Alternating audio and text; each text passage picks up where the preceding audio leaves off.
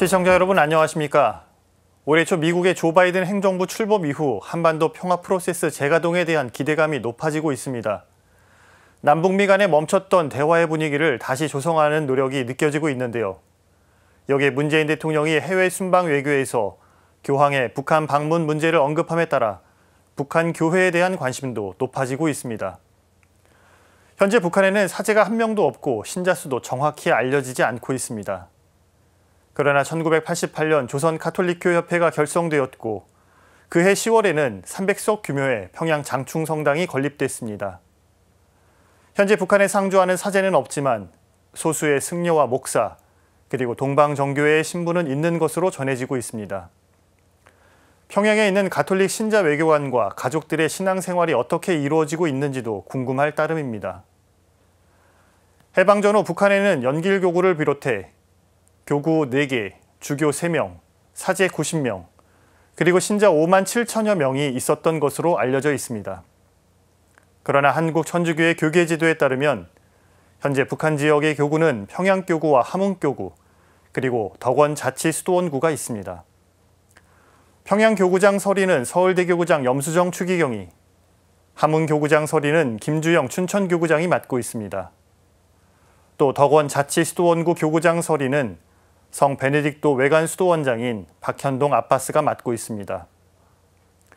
북한교회, 아직은 침묵의 교회로 불리지만 북녘 땅에도 신앙을 같이 하는 형제 자매들이 있습니다. 1980년대와 90년대 북한을 여러 차례 방문했던 고 장익주교는 지난해 6월 선종전 가톨릭 평화신문과 마지막 인터뷰에서 북한에서 만나온 교우들은 틀림없는 신자들이었다고 회고했습니다. 북녘 형제들을 위해 기도하고 우리의 사랑과 정성을 나누는 일에 행동으로 적극 나섰으면 합니다. 오늘 첫 소식은 굉장히 위험하고 엄중한 코로나19 감염 상황으로 시작하겠습니다. 코로나19 사태 이후 국내에서 가장 많은 신규 확진자가 나오고 있습니다. 하루 확진자가 연일 1,000명을 넘고 있습니다. 특히 서울을 비롯한 수도권 상황이 심각해 정부가 12일 월요일부터 2주간 수도권 거리두기 단계를 최고 단계인 4단계로 격상했습니다. 이에 따라 백신 접종자에 대한 방역 완화 조치가 유보되고 종교 활동도 비대면으로만 가능합니다. 수도권을 관할하는 서울대교구와 수원교구, 의정부교구와 인천교구는 공동체 미사 대신 온라인 미사로 봉헌해야 합니다. 경계와 경각심을 늦추지 말아야 할 때입니다. 코로나 극복 미사 소식 함께 하시며 코로나 극복의 굳건한 의지 다시 한번 다잡아 보시기 바랍니다. 이어서 전해드릴 소식은 코로나19로 모두가 힘든 시기이지만 더욱더 힘든 나날을 보내고 있는 장애인과 육아와 일을 병행하고 있는 워킹맘의 사례를 차례로 만나봤습니다. 무엇이 힘들고 왜 문제인지 그리고 대책은 없는지 짚어봤습니다. 코로나19 재유행 우려 속에서 봉헌된 코로나19 극복을 위한 미사. 신자들은 방역 수칙을 더 철저하게 지켰습니다. 명단 작성과 체온 측정을 거쳐 입장한 대성전. 신자들은 표식이 있는 자리에 띄엄띄엄 앉았습니다. 미사 중엔 예수 그리스도가 카나의 혼인잔치에서 첫 기적을 행한 복음이 봉독됐습니다. 물이 포도주로 변한 바로 그 부분입니다. 서울대교구 총대리 손희송 주교는 일상을 되찾는 기적을 희망했습니다. 코로나19 사태로 모두가 어렵고 힘들어하는 지금의 상황에서도 실망하지 말고 예수님을 굳건히 믿고 그분의 가르침을 실천하면서 살아가도록 노력해야 할 것입니다. 그러면 예수님의 능력으로 카나의 혼인잔치에서 물이 맛 좋은 포도주로 변했던 것처럼 다시 그분의 능력으로 지금의 어려운 상황이 변해서 일상의 삶이 돌아오는 기적이 일어날 것입니다. 손 주교는 이를 위해 굳건한 믿음의 중요성을 강조했습니다. 중요한 것은 어떤 상황에서든지 우리가 하나님께 대한 굳건한 믿음과 신뢰를 잃지 않는 것이고 또 그런 가운데 내 이웃을 껴안고 보듬는 것입니다. 그러면 바로 그런 태도를 통해서 우리 자신이 영적으로 성장할 수 있고 내 주변이 조금씩 좋게 변화가 될 수가 있는 것이죠. 미사 중엔 성가를 부르는 대신 반주가 울려 퍼졌고 성체 분배는 침묵 중에 이뤄졌습니다. 미사 후엔 다 같이 코로나19 극복을 청하는 기도를 바쳤습니다.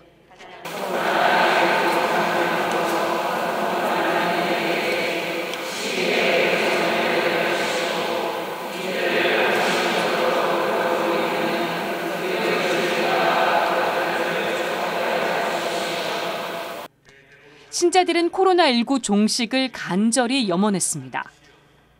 하루빨리 코로나가 좀 잦아지도록 그렇게 됐으면 하느님께 그런 마음으로 기도했습니다. 이제 저희가 이런 어려운 시기를 보내면서 저희가 모두 각 자리에서 마스크 잘 쓰고 손 잘 씻고 그러고서는 저희가 할 태도를 바로 해야 벗어나지 않을까 그런 생각을 하고요. 그냥 눈물이 그냥 납니다. 예. 코로나19 극복을 위한 미사는 3월 25일 주님 탄생 예고 대축일에 처음 봉헌됐습니다. 이후 5월부터 매달 첫 번째 토요일에 서울대교구 주교단이 돌아가며 주례하고 있습니다. 다음 미사는 9월 4일 서울대교구 사회사목 담당 교구장 대리 유경촌 주교 주례로 봉헌됩니다. 마지막 미사는 12월 4일 서울대교구장 염수정 추기경과 주교단 공동 집전으로 봉헌될 예정입니다. 지금까지 앵커 리포트였습니다. 뇌병변 장애로 거동이 불편한 주시영 씨는 복지관에서 운동을 하고 물리치료를 받아왔습니다. 하지만 코로나19 확산 후 복지관 운영이 중단되면서 운동과 물리치료도 쉬어야만 했습니다. 거기서 이제 운동도 하고 물리치료도 하고 그랬는데 코로나 때문에 이제 복지관 운영도 안 하고 하니까 그 점을 제일 아쉬워하죠. 우리 애가 본인이 일주일에 한 2번씩 가서 운동하고 물리치료하고 했는데 그게 이제 다 중단이 돼버리니까. 주동원 씨는 답답하지만 모두가 힘든 상황이기 때문에 어쩔 수 없다며 방역 수칙을 잘 지켜 하루빨리 이 시기가 지나가길 희망했습니다. 불편을 겪었던 건 주시영 씨만의 이야기가 아니었습니다. 국립재활원은 최근 장애인의 코로나19 경험과 문제점 연구 결과를 발표했습니다. 연구에 따르면 장애인의 코로나19로 인한 피해는 비장애인보다 훨씬 컸습니다. 코로나19 이후 건강 문제가 발생하거나 악화된 비율은 비장애인 9.9%, 장애인 14.7%로 집계됐습니다. 하지만 진료를 받은 비율은 비장애인에 비해 장애인이 현저히 낮았습니다. 코로나19 감염 우려도 장애인들이 더욱 높았습니다. 감염에 대해 매우 많이 걱정한다는 비율은 장애인이 41.6%로 19.1%를 보인 비장애인보다 2배 넘게 많았습니다. 외출 시 위험하다고 느끼는 비율은 장애인 35.6%, 비장애인 11.5%로 3배 이상 차이가 났습니다. 수면 시간 감소와 우울감 등 정신적 건강 지표 또한 비슷한 양상이었습니다. 국립재활원 재활연구소 호승희 건강보건연구과장은 장애인의 삶의 만족도 향상을 위한 사회적 차원의 안전망이 필요하다고 말했습니다. 장애인들이 이 코로나와 같은 이러한 어떤 위험에 있어서 취약군이기 때문에 지역사회에서 장애인의 안전한 건강관리를 지원하고 위기 상황에서 신속한 대처가 가능할 수 있도록 어떤 국가나 사회적 차원의 건강 안전망이 필요하고요. CPBC 김형준입니다. 코로나19 상황 속 워킹맘들의 현실은 예상보다 더 냉혹했습니다. 코로나19로 촉발된 고용조정은 여성과 임산부, 육아휴직자를 우선적으로 실시됐습니다. 특히 여성과 임산부 등에게 권고사직과 해고 등을 먼저 시행했다는 응답은 상대적으로 높았습니다.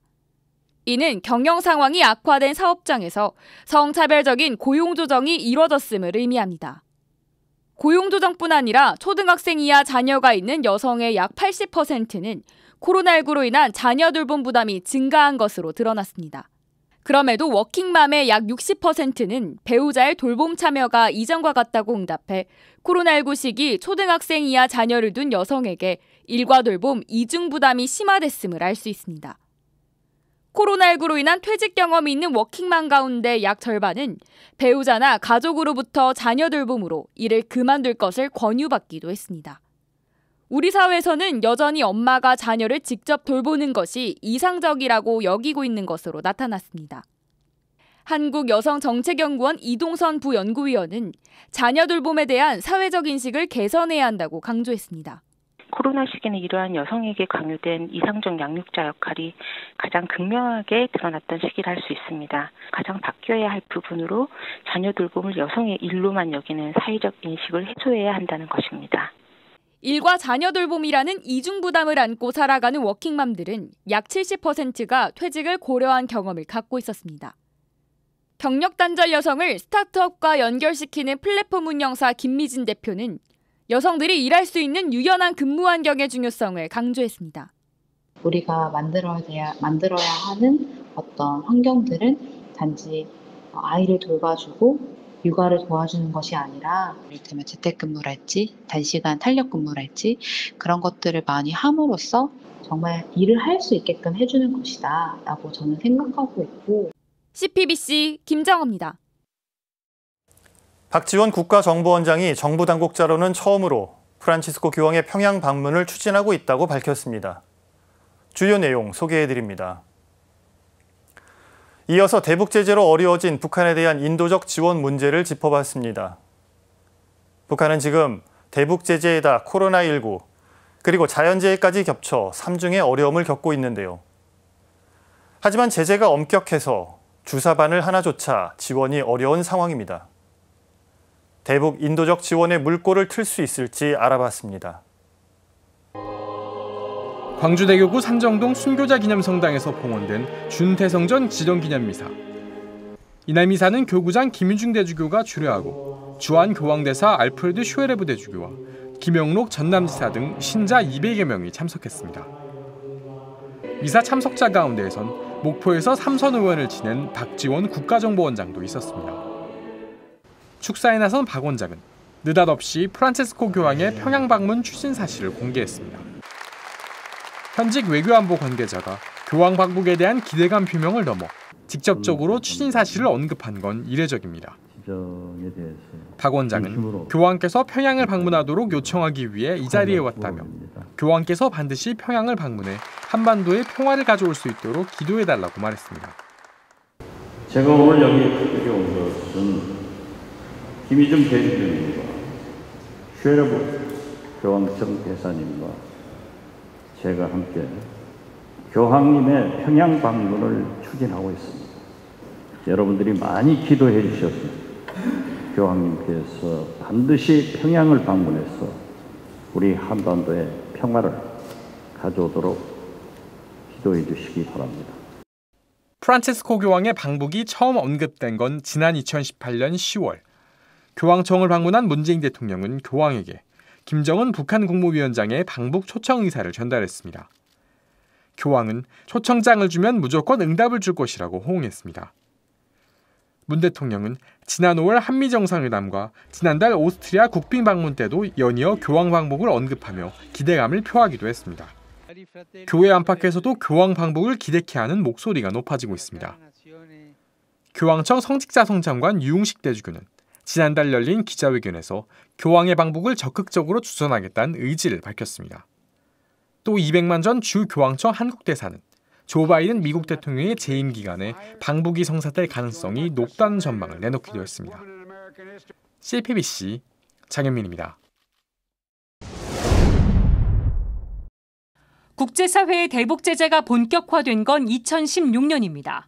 북한에 잇따른 핵실험과 미사일 발사 후 대북 제재 규모와 강도는 대폭 강화됐습니다. 그러는 사이 대북 인도적 지원은 크게 위축됐습니다. 대북 지원 예산이 삭감된 건 시작에 불과했고 대북 지원 품목에 대해 일일이 제재 면제 승인을 받아야 했습니다. 제재 품목엔 삽과 호미 같은 농기구부터 구급차와 인공호흡기, 주사바늘 등의 의료 장비까지 인도적 지원에 필수적인 물품이 많습니다. 여기에다 온수기 등 기자재 그리고 사무용품도 제재 면제를 받아야 지원이 가능합니다. 이 때문에 북한 주민들은 약만 꾸준히 먹어도 완치가 가능한 결핵 진단과 치료에 애를 먹고 있습니다. 북한은 여전히 WHO에서 지정한 결핵 고위험 국가입니다. 특히 많은 북한 주민들이 결핵의 기본 약제에 내성이 생긴 다제내성 결핵으로 고통받고 있습니다.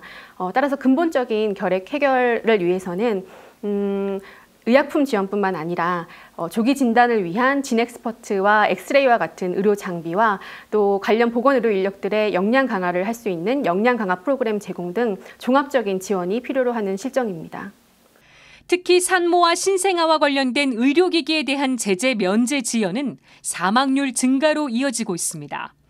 2019년 유엔 보고서에 따르면 분만 지원 물자 반입이 지연되면서 2만 2천 명의 산모가 제때 수혈을 받지 못한 것으로 파악됐습니다. 그런가 하면 미국 NGO는 북한에 위생 키트를 보내려고 했다가 6주간 돌연 중단되는 일을 겪었습니다. 세관 관계자들이 위생 키트에 들어있던 손톱깎이를 문제 삼았기 때문입니다. 지혜로운 한국국제보건의료재단 대리는 한양대 평화연구소가 발간한 학술지 문화와 정치에 게재한 논문에서 인도적 지원에 대해 보편적이고 일괄적인 제재 면제가 필요하다고 밝혔습니다. 그러나 저는 적어도 인도주의 활동에서만큼은 기본적인 인도주의 정신에 보다 집중을 해야 한다고 생각합니다. 국제사회의 인도주의 활동은 인도주의적 필요가 있다면 전쟁 시라도 적국의 주민과 또 비전투원들까지도 보호할 수 있어야 한다는 인도주의 정신에 입각해서 이루어져 왔습니다. 지혜론 대리는 프란치스코 교황의 북한 방문이 꽉 막힌 인도적 지원에 물꼬를 트는 마중물이 되길 기대했습니다. 현재 북한에 대한 인도 지원 활동이 전면 중단된 현 상황에서 교황님의 방북이 오히려 인도적 지원 확대의 마중물이 될 수 있지 않을까 기대해 봅니다. 주교회의 민족화해위원회 총무 강주석 신부도 교황 방북이 인도적 지원 확대로 이어지길 희망했습니다. 네, 현재 프란치스코 교황님의 방북에 대한 기대가 계속 표현되고 있는 상황인데요. 우리 한국천주교회가 수년 동안 이런 어떤 희망을 가지고 기도하고 많이 노력을 했는데 그것이 좀 열매를 맺을 수 있는 시기가 아닌가 이제 이런 기대를 갖게 되고요.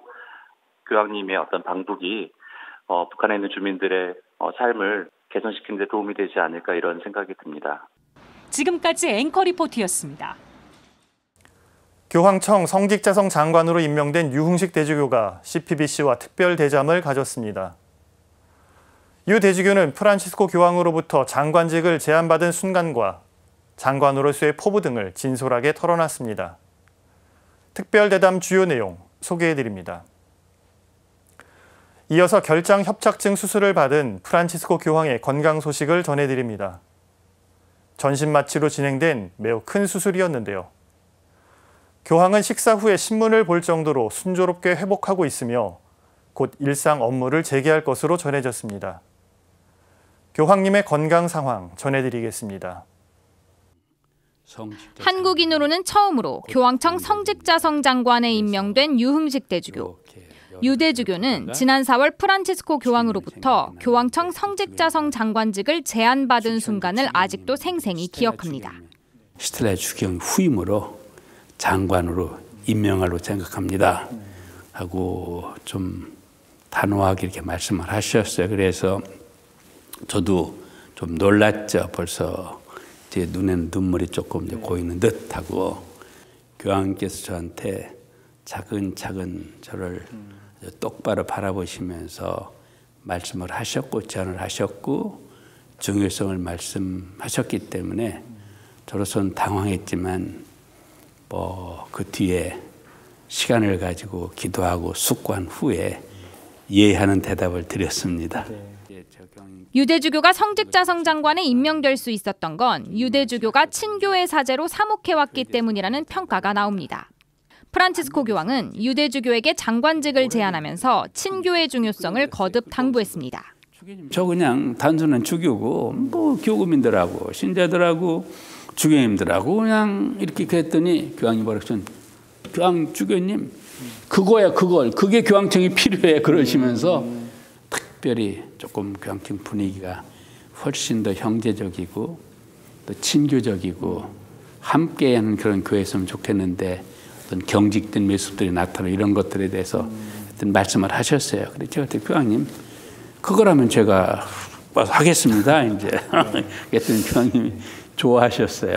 가졌는데 프란치스코 교황은 2018년 제15차 세계 주교 시노드 정기총회에서 친교의 모범을 보인 유대주교를 눈여겨본 것으로 보입니다.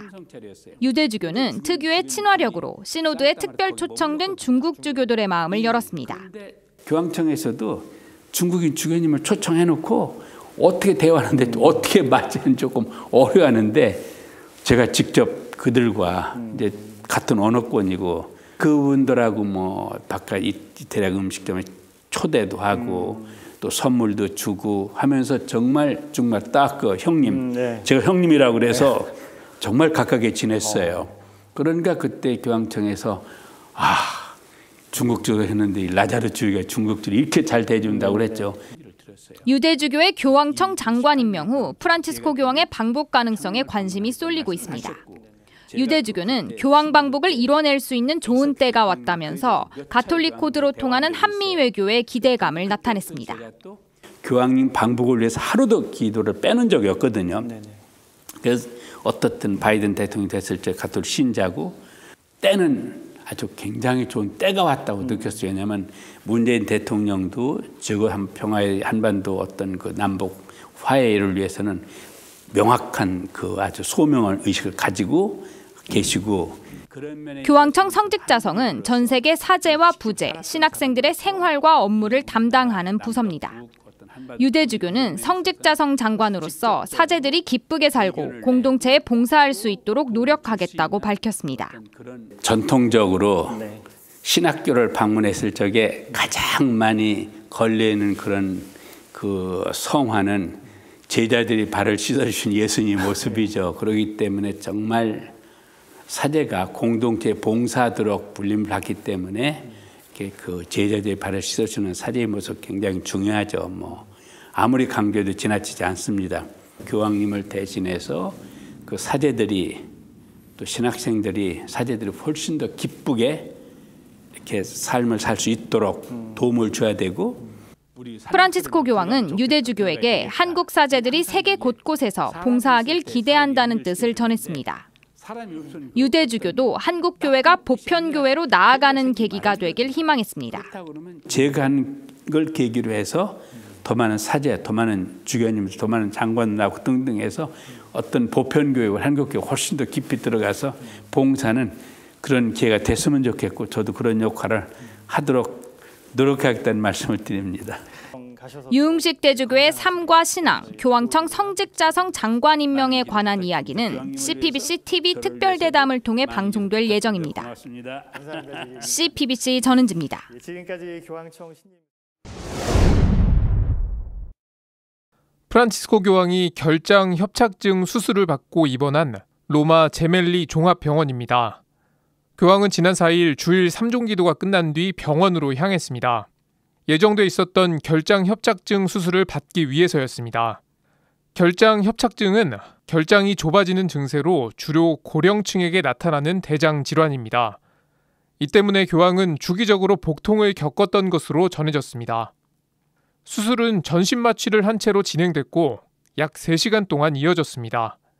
마테오 브루니 교황청 대변인에 따르면 교황은 의식을 되찾은 뒤에 스스로 호흡할 정도로 안정된 상태입니다. 수술 결과도 긍정적인 것으로 전해졌습니다. 교황은 현재 정맥 주사를 중단하고 정기적으로 식사할 정도로 회복됐습니다. 마테오 브루니 대변인은 교황은 식사 후에 신문을 챙겨보는 등 상태가 상당히 호전됐다고 밝혔습니다. 앞서 프란치스코 교황은 수술 직전까지 주일 3종 기도를 집전하며 예정된 일정을 소화했습니다. A tutti auguro una buona domenica e per favore non dimenticatevi di pregare per me. Grazie. Ciao. 교황의 소식을 들은 바티칸 순례객들은 매우 놀라면서 교황이 하루빨리 건강을 회복하길 기원했습니다. He is strong, and with all the support we're giving him, he'll definitely make it. Well, I suppose that, as with any surgery, there is some level of risk, but he's doing well, and I think he'll recover soon. SNS에서도 교황의 쾌유를 기원하는 메시지가 연일 쏟아지고 있습니다. 교황은 병실에서 신자들의 애정어린 기도와 관심에 매우 기뻐하며 고마움을 드러냈습니다. 한편 교황은 별다른 합병증이 없다면 제멜리 병원 10층에 마련된 교황 전용 병실에서 오는 11일 또는 12일까지 머무를 예정입니다. 이에 따라 오는 11일에는 병원에서 창밖을 바라보면서 주일 3종 기도를 집전할 가능성이 있습니다. CPBC 맹현균입니다. 자녀가 다니는 돌봄센터나 학원 옆에 성인 도박 PC방이 들어섰다면 여러분 마음은 어떠실까요? 자녀들에게 좋지 않은 영향을 미칠까 걱정부터 앞서시겠지요. 최근 부산 해운대구에 있는 성분도 빗둘레 지역아동센터 바로 옆에 성인 PC방이 들어서는 바람에 센터 관계자는 물론이고 지역 주민들의 우려가 커지고 있습니다. 그런데 이런 상황에서 구청의 민원은 아무런 소용이 없었다고 합니다. 돌아온 답변은 법적 조치를 취할 수 없다. 단지 관리 감독을 강화하겠다였습니다. 주민들의 우려는 무엇이고 무엇이 문제인지 취재기자의 현장 리포트를 차례로 들어보시겠습니다. 부산 해운대구 반송동. 식당과 미용실, 부동산 등이 있는 평범한 주택가 모습입니다. 거리에는 수업을 마친 아이들이 성분도 빗둘레 지역 아동센터로 향하는 모습도 보입니다. 아이들이 지나는 길에 유독 눈에 띄는 간판이 있습니다. 바로 성인 PC방 간판입니다. 이 센터의 아이들은 이 길을 통해서 집으로 돌아가게 됩니다. 불과 5걸음 정도 오면 홀덤, 맞고, 슬롯이라는 성인 PC방 시트지를 볼 수 있습니다. 그런데 문제는 이제 막 한글을 배우는 아이들이 성인 PC방 간판을 보고 도박 용어 뜻을 묻는다는 것입니다. 주택인데도 불구하고 저런 업체가 들어온 거죠. 아이들이 거의 다 매일 다니는 거죠. 몰라도 되는 단어들과 몰라도 되는 것들에 대해서 아이들이 알게 되니까 저희들이 이제 거기에 대한 불안감, 그다음에 정서적인 지원을 저희들이 지역아동센터에서 하고 있는데 정서적인 지원을 하는데 어려움이 좀 있고. 지역 주민들도 이런 점을 크게 우려하고 있습니다. 솔직하게 자녀들 키우는 입장에서는 내 자식이 아직 어리고 그 앞을 지나다니면서 보는데 누가 반갑다고 할 수 있겠습니까? 성분도 빗둘레 지역아동센터는 방과 후 공부방으로 1987년 설립됐습니다. 초등학교 1학년 학생부터 고등학생까지 다양한 학생들이 센터의 돌봄을 받고 있습니다. 해운대구 반송동에서만 정착한 지 20년이 넘었는데 유해시설이 센터 옆에 떡하니 들어선 겁니다. 그동안 이런 적은 단 한 번도 없었습니다. 센터장 박재경 수녀는 요즘 성인 PC방 때문에 걱정이 이만저만이 아닙니다. 아이들이 도박 용어에 노출되는 것도 걱정이지만 혹여나 성인 PC방에서 싸움이 발생하거나 또 다른 불법적인 일이 발생하지 않을까 하는 우려 때문입니다. 무엇보다 아이들이 어른들의 욕심 때문에 좋지 않은 환경에서 성장해야 하는 점이 가장 미안한 부분입니다. 그래서 박수녀는 이 같은 우려를 담아 해운대구청에 민원을 제기했습니다. 근데 저희들은 단순한 PC방인 줄 알았어요. 간판도 놀이 PC방이고 그런데 옆에 그 시트지를 붙이는데 맞고 뭐 슬롯 이런 게 붙어져서 저희들이 너무 놀랬죠. 그래서 이제 저희들이 민원도 넣고 이런 과정들이 지금 있고요. 지역 내에서 걱정이 많이 생겼죠. CPBC 김정아입니다. 성분도 빗둘레 지역아동센터장 박재경 수녀는 처음엔 크게 우려하지 않았습니다. 간판에 놀이터 PC방이라고만 적혀 있어서 일반적인 PC방이 들어선다고 생각했습니다. 게다가 옆 건물이 기존의 학원이었기 때문에 성인 PC방이 들어설 거라곤 꿈에도 몰랐습니다. 제 뒤로 이렇게 보이시는 것처럼 빗둘레 지역아동센터 옆 건물은 원래 학원이었습니다. 그런데 어느 날 갑자기 성인 PC방이 들어섰습니다. 문제는 이 현행 법상으로 성인 PC방이 들어서는 것을 막을 수가 없다는 것입니다. 센터의 교사들은 한글을 배우는 아이들이 도박 용어를 사용하는 걸 보면서 사태의 심각성을 느꼈습니다. 그리고 박수녀는 해운대구청에 민원을 제기했습니다. 그런데 구청에서 돌아온 답변은 황당했습니다. 현실적으로 성인 PC방의 영업을 막을 방법이 없다는 것입니다. 자기들도 PC방이라고 해서 허가를 내줬는데 이제 와서 실사를 왔어요. 저희들 민원 때문에 왔는데 본인들도 보고 놀란 거죠. 그 간판이나 이런 걸 보고 놀라서 이제 어떻게 할 수는 없고 지자체에서도 그냥 그 관리 감독을 철저히 하겠다. 근거는 이렇습니다. 청소년 보호법상 청소년 유해 매체물이란 여성가족부 장관이 고시한 매체물로 정의합니다. 그런데 홀덤, 막고, 24시간 영업 등 성인 PC방 5개 광고물은 이에 해당하지 않는다는 겁니다. 다만 지역 아동센터가 인접해 있고 주택가인 점을 감안해 광고물 제거 권고와 순찰을 강화하겠다고 했습니다. 지속적으로 이제 경찰과 협의를 해서 지속적으로 어떤 불법 사항이 발생하게 되면 경찰과 협의해서 지속적으로 그 단속 요청을 하도록 하겠습니다. 그리고 이제 아동복지 시설의 주변 환경을 보호할 수 있는 규정을 마련하기 위해 어떤 상부 부서에다가 건의를 하도록 하겠습니다. 아쉬운 점은 또 있습니다. 아동복지법상 아동복지시설 50m 반경엔 청소년 출입 고용 금지 업소가 있어서는 안 됩니다. 그래서 지역 아동센터를 설립할 때 이런 점을 면밀히 살핀 뒤에 허가를 내줍니다. 하지만 반대로 지역 아동센터 인근에 성인 PC방이 들어서는 건 현재로서는 막을 방법이 없다는 겁니다. 개소한 이후에는 아무런 보호를 받지 못한다는 거, 아이들한테 미안한 마음이 들죠. 제 입장에서 너희들을 위한 기관인데 그 아이들을 위한 보호를 해주지 못하는 거. 예, 그게 제일 지금 좀 속상하고 슬퍼요.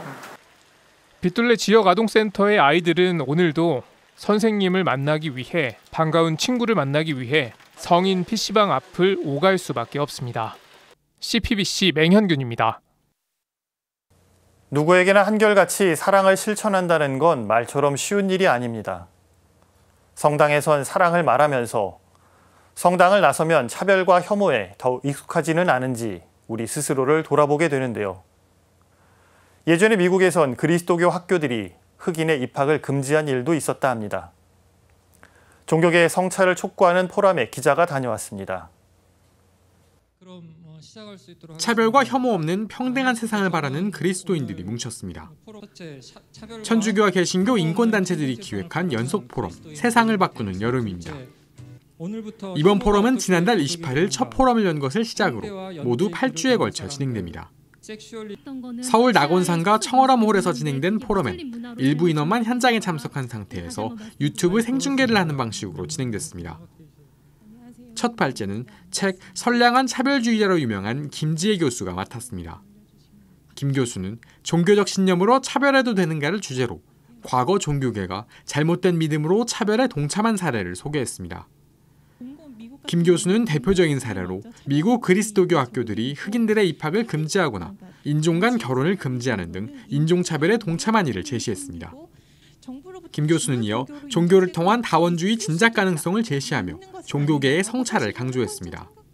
종교는 다원주의를 진작할 수 있다라고 이야기를 합니다. 왜냐하면 종교라는 건 기본적으로 본인의 이익만을 추구한다기보다는 사실은 공동체를 생각할 수 있도록 하는 그런 마음을 키워주기 때문에 그리고 어떤 의무감, 책임감 이런 걸 주기 때문에 그런 공동체적 도덕성의 근간이 된다고 하고, 김지혜 교수에 이어 발표한 김혜령 교수는 차별받는 이들을 위해 노력한 성경 속 예수의 모습을 재조명했습니다. 김 교수는 특히 세리와 과부 등 당시 기준으로 차별받는 이들에 더 관심을 기울인 예수의 모습을 근거로 차별받는 이들에 대한 열린 마음을 당부했습니다. 관심이 있었던 사람은 자격 있는 자들이 아니었던 것 같아요. 자격 없는 자들, 그 당시에 도덕으로는 구제될 수 없는, 혹은 종교법으로는 구제될 수 없는 이웃들에 대한 관심을 예수가 보여줬다는 것이죠. 예수의 인권연구센터 소장 박상훈 신부는 인간 복리나 참된 행복에 기여하지 않는다면 교회가 있을 이유가 없다고 비판했습니다. 박 신부는 이어 진정한 평등을 이뤄내기 위한 조건으로 가장 차별받는 이들에 대한 관심을 제안했습니다. 만약에 평등하지 않은 사회가 있으면은 가장 평등에 피해를 받는 사람들의 위치를 끌어올려야지 평등이 되는 거지, 이 사람들을 그대로 두고서 여기 있는 사람들만, 임계점에 있는 사람들만 끌고 가면은 평등이 사실상 안 되는 것이죠. 아울러 서강대 생명문화연구소 김동규 연구원은 차별, 혐오 문제에 대한 종교계의 적극적인 자세를 강조했습니다. 한편 차별과 혐오 없는 평등 세상을 바라는 그리스도인은 천주교 인권위원회와 예수의 인권연구센터 등 천주교와 개신교 10여 개 단체의 연대체입니다. CPBC 장현민입니다. 이어서 전해드릴 소식은 착한 소비로 나눔을 실천하는 캠페인을 소개해드립니다. 나의 소비가 어려운 이웃에게 도움이 될 수 있다면 그야말로 일석이조이겠죠. 천주교와 개신교 불교가 이런 캠페인을 시작했습니다. 종교계 사회적 기업이 만든 제품을 사면 수익금이 취약계층 쉼터에 전달된다고 합니다. 함께 보시겠습니다. 공공의 이익을 생각하고 사회적 가치를 실현하는 사회적 기업은 우리 사회에 자리 잡혔습니다. 그런 사회적 기업의 제품을 구매하고 가치를 지지하는 행동은 바이소셜이라고 합니다. 바이소셜은 영국 사회적 기업 협의회가 공공 민간 부문의 사회적 기업 시장을 확대하기 위해 시작했습니다. 천주교와 개신교, 불교 등 3대 종단은 이 바이소셜을 실천하기로 했습니다. 모나섬 캠페인입니다. 모두를 위한 경제, 나눔, 또 하나의 섬김이라는 의미입니다. 종교계는 바이소셜의 가치가 모든 종교의 본질인 사랑과 맞닿아 있음에 공감하며 이번 캠페인을 준비했습니다. 캠페인은 많은 사람이 착한 소비를 할수록 더욱 빛을 발하는 방식으로 진행됩니다. 소비자가 종교계 사회적 경제 기업의 상품을 구매하면 수익금은 사회 취약계층을 위해 쓰이게 됩니다. 서울 가톨릭사회복지회 까리타스 사회적 경제지원센터는 지난 2일 온라인 개회식을 열고 바이소셜 모나섬 캠페인의 시작을 알렸습니다. 바이소셜 모나섬 캠페인은 이날부터 오는 9월 30일까지 90일간 참여할 수 있습니다.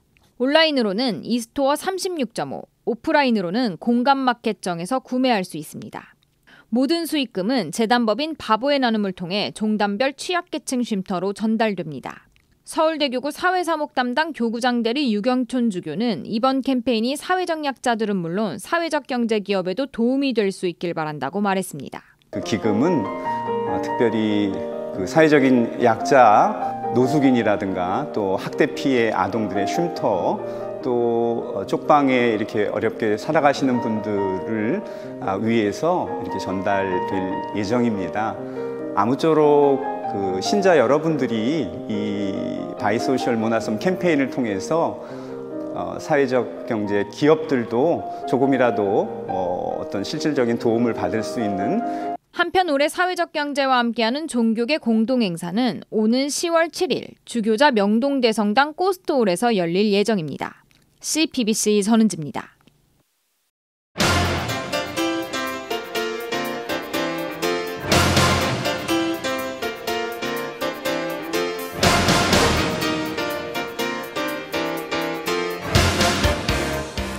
지난 7월 6일 가톨릭 평화방송은 교황청 성직자성 장관에 임명된 유흥식 대주교와 특별 대담을 진행했습니다. 바탕은 불신이에요. 교황님의 북한 방문 의미를 묻는 질문에 유흥식 대주교는 교황님을 통한 신뢰를 만들 수 있음을 강조했습니다. 그러면서 6.25 전쟁이 70년을 넘었음에도 북한을 향하는 시선은 완전히 갈라져 있기에 대화조차 어려운 남남 갈등을 우려했습니다. 실제로 우리 사회에는 북한을 바라보는 다양한 시각이 존재합니다. 첫째로 국가보안법 2조는 북한을 반국가 단체, 즉 적으로 규정합니다. 둘째로 국제사회에서 북한은 국가 대 국가로 더 자주 마주합니다. 유엔을 비롯한 국제기구에서 남북은 동등한 회원국입니다. 일례로 국제축구연맹 피파에서는 남북은 동일한 책임과 권한을 인정받습니다. 마지막으로 남북관계발전법 3조는 통일을 지향하는 과정에서 잠정적으로 형성되는 특수관계라고 설명합니다. 외교부가 아닌 통일부가 있고 여권이 아닌 방북증을 사용하는 이유입니다. 적, 국가 대 국가, 그리고 미래를 지향하는 특수관계. 여러분은 어떤 시선을 더 크게 가지시는지요? 그런데 여기서 중요한 사실이 있습니다.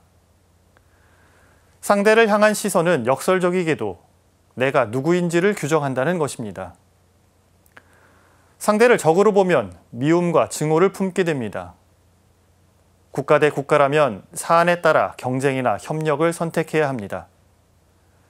그리고 통일로 나아가는 특수한 관계라면 우리는 공동 운명체가 됩니다.